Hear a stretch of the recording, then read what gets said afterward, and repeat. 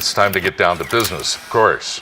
And our friends at Albuquerque Business First are here every Monday with lots of great stories. And we have with us today Rachel Sams. Rachel is managing editor for Albuquerque Business First. Good to see you again, Rachel. Thanks so much. Great to be back. We love our relationship with you guys, and we're glad you're here every Monday. You send Dennis, you send Dan. Once in a while we get Ian. Yeah. We get you. Have a lot of a wealth of knowledge. We try to mix it up for you.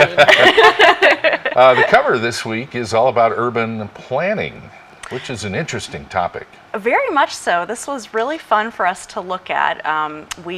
One of the headlines that we used with this story was Urban Planners, the people who ask what if.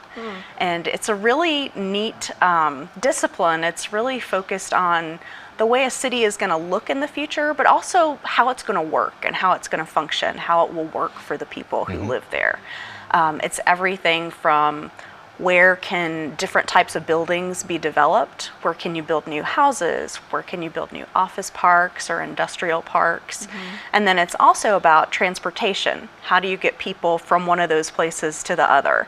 How do you, if you have a really hot area of town for housing, how do you make sure that those people can get to the office parks? It's about roads and mass transit and walkability. Are there neighborhoods where it's easy to walk around and shop without having to get in your car and drive a lot? And the reason that we looked at this now is that Albuquerque is actually facing a really big planning challenge. There are some projections that the city's population could double in the next 20 years. And so how do you plan for that growth? It's a huge challenge. And there are a couple of different risks with that. If you don't plan for enough growth and you get it, then you're in trouble. Then you look like LA looked in the 1980s with all the smog and all the traffic.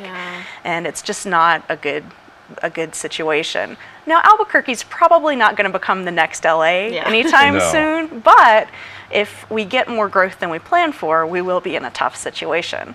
On the other side, if you don't plan for enough of the things that people want in their living style these days, you might not get the growth, and then other cities, maybe a Denver or a Phoenix, will get that population and we'll be kind of left behind. And one thing that we found in our reporting that people really are looking for in terms of the way they live that's really popular is apartment living with like urban style amenities. So, and it's interesting, it's not just, you think of that as being something that young professionals want. And it is, but it's also something that baby boomers are really looking for right now. Maybe they're downsizing from a house. Maybe they want to make sure their kids don't move back into their house. They want a smaller space to eliminate that possibility. Here, yeah, exactly. Exactly. So a lot of planners are thinking about that right now, how to get those kinds of amenities into the city. And we looked to the future. Damon Scott, our reporter on this story, asked different people in town, both like planners with the city, official folks, and also people who do planning for private firms, kind of asked them what they think the city should look like. And he got some really interesting answers about the need for walkable neighborhoods and the desire to kind of connect those neighborhoods to each other, maybe with something like a high-speed transit bus system. Interesting. And another thing that Damon did that was really kind of cool for me, because I've only been in Albuquerque about 4 years, he looked back at some past planning ideas, both the ones that made it and the ones that didn't. So that was kind of cool. He looked back at things like the light rail proposal under Mayor Chavez. And didn't go very far. Yeah, exactly. And then there was the super pit. I don't know if you guys remember this. This was an arena that would have been big enough to attract an NBA team. And at some point, folks were talking about that. That one didn't really happen. And then you have things like the rail runner that really did, did come to pass. So planning is part of all of that, and it's really going to determine how our city looks for decades to come. One of my favorite old stories about this town is in the 60s when they put I-40 through the city. They didn't ever think the locals would use it. Oh my gosh, it's so funny. They thought that it would just carry interstate traffic, that the locals would stay away. Little did we know, right? Yeah, well, somebody dropped the ball on that one. Well, I see a lot of that urban planning happening, especially downtown area. There's a lot of that, the urban home lifestyles, the houses, the lofts in particular. Yes, definitely. And it seems like a lot of it is because people have this kind of fast lifestyle and they don't want to deal with yards, and they have everything taken care of, and it's more of a convenience factor, it seems. Right. Absolutely. You have, and again, it goes back to, it's both the younger professionals and the more the baby boomer type of professionals that want this. You have people, they want to walk to work, they want to, go out, stop by happy hour with their friends, go to the grocery store. They're working on getting one of those downtown, which is an amenity that's sorely needed if you're going to have people living there. Yeah. Definitely. And you want people want that kind of lifestyle, and that's something that the city is really thinking about now, but they're also going to have to think about for decades into the future too. Yeah, I think that's great. The convenience, the accessibility, both ends of the age spectrum want that. Yeah. And because us baby boomers, we still think we're 35. So we want to have events nearby that we walk to and so forth. And the same for young professionals. I get it. It's kind of neat.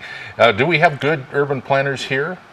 We have a lot of, there's kind of a breadth to it that surprised me. Again, you have those people who do it in an official capacity. Yeah. You have a Department of Planning in the city, in the county, and you have planners at the state government level. But then you also have this sector of people who do this work for private firms. You have people who specialize in it with architecture firms.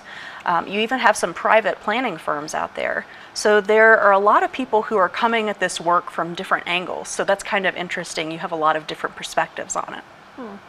And I see a lot more of that happening now also with the all the road construction everywhere, making room for more traffic. And just in the last few weeks, I mean, it's been probably an extra 20 minutes. You got the Paseo, and then near my house, there's something where you can't turn right, and it's only one lane, and it's just everywhere. It's under construction. There really are. That's something that I've noticed too. There's a lot of construction going on around town. Definitely Paseo and I-25 is the most obvious one, affects the most people, but there are a lot of other projects too. And there are a lot of people at the city and county level thinking right now, okay, our roads are this congested now. How do we plan for what they're going to look like in 20 years? Do we need to add more mass transit into the system? How much bigger can we make these roads? That kind of thing. Great topic. I love it. If you want to read more about it, it's in the pages, the cover story of Albuquerque Business First. All right, let's talk about the elephant in the room, Rachel. We're talking about it every week, so let's just keep on rolling. Healthcare. Yes. The Affordable Care Act, Obamacare, and the city came out with some numbers. What's the price tag? So we have really just been covering the healthcare issue. There's been so much going on. Our healthcare reporter, Dennis Domzalski, has been doing an awesome job covering it all for us. And last week he broke another really important story. The city of Albuquerque is going to have to pay over the next 2 years about an extra $2.5 million in fees as a result of the Affordable Care Act, Obamacare, healthcare reform, whatever you want to call it. That's where these fees are coming from. And it's a fee per employee that's insured by the city. It's going to cost the city about $875,000 in the first year. The first year they won't pass it on to their workers. The second year, the fee is going to double to $1.5 million. And they won't be able to pass that on. Well, the second year they're going to work on trying to figure out a way to do it, working with their insurer and figuring out what is the best way to work it into the premiums that employees pay. And when Dennis talked to the mayor about this fee, he was pretty blunt about what he thought of it. His view was that this was just a bureaucratic charge. The way he sees it, it's not going to improve the actual care that the workers get. It's just going to be money that the city can't use for other things that are really needed. The mayor said the $2.5 million is equivalent to, I think it was 2 fire rescue units or 3 miles of median landscaping. So his point is these are essential city services that could take a hit because we have this fee. And what the fee is, it's designed to protect insurance companies in case they get overwhelmed by claims from sick people. So in that event, the company wouldn't go under. They would draw from this pool of money. Because everybody has to be insured now. Right. they would draw from this pool of money, and that would help them offset some of those claims. But this really goes to that debate and that issue that's just been unfolding as this law plays out, which is it going to be more affordable? And it's all over the spectrum. You have some people who have been able to sign up for new coverage, like the businesses that have signed up through the state exchange. Some of them say, yeah, we've gotten good deals. And you have other people, insurance policies being canceled, sticker shock. So